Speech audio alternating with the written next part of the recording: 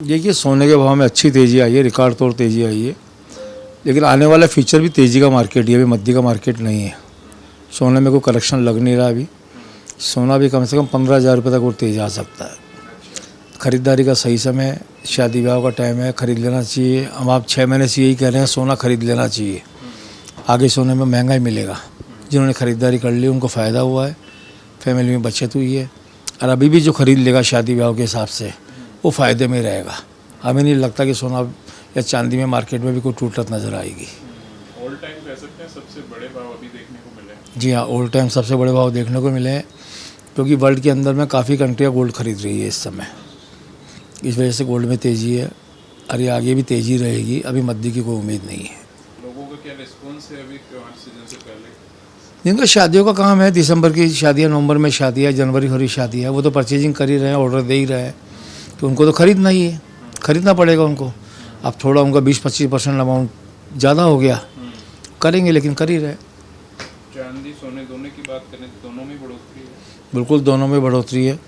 हाँ, चांदी तो आप ये देख लीजिए, चांदी सोना दोनों, चांदी तो मान लो डबल हो गई एक साथ ही, एक साल के अंदर में जितनी थी उससे डबल हो चुकी है।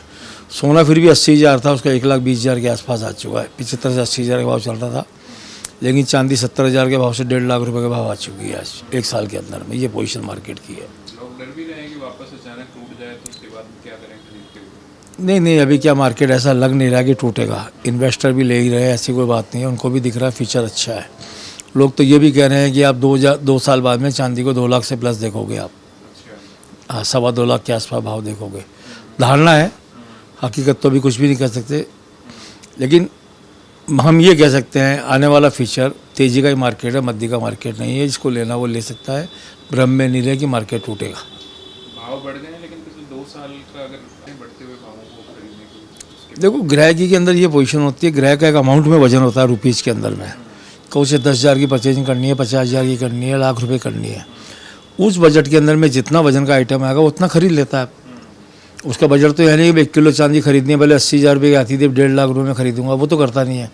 उसका बजट 80,000 का, तो 80,000 में जितना बजट का आइटम आएगा वो खरीदता है, क्योंकि चांदी एक सोना हिंदुस्तान में एक ऐसी खासियत है, घर में शुभ मान के कोई ना कोई चीज़ के रूप में ख़रीदा जाता है। चाहे वो दिवाली पूजन के हिसाब से हो, शादी ब्याह में हो, कॉइन्स के रूप में हो, या किसी बहन बेटियों को कुछ देना है तो गोल्ड, सोना, चांदी दिया जाता है।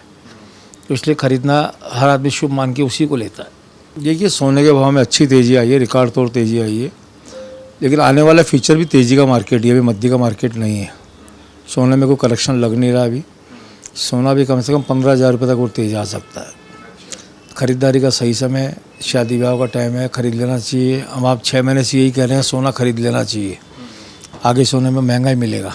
जिन्होंने ख़रीदारी कर ली उनको फ़ायदा हुआ है, फैमिली में बचत हुई है। और अभी भी जो ख़रीद लेगा शादी ब्याह के हिसाब से वो फ़ायदे में रहेगा। हमें नहीं लगता कि सोना या चांदी में मार्केट में भी कोई टूटत नज़र आएगी। ऑल टाइम कह सकते हैं सबसे बड़े भाव अभी देखने को मिले हैं। जी हाँ, ऑल टाइम सबसे बड़े भाव देखने को मिले हैं, क्योंकि वर्ल्ड के अंदर में काफ़ी कंट्रियाँ गोल्ड खरीद रही है इस समय। इस वजह से गोल्ड में तेज़ी है और ये आगे भी तेज़ी रहेगी। अभी मद्दी की कोई उम्मीद नहीं है।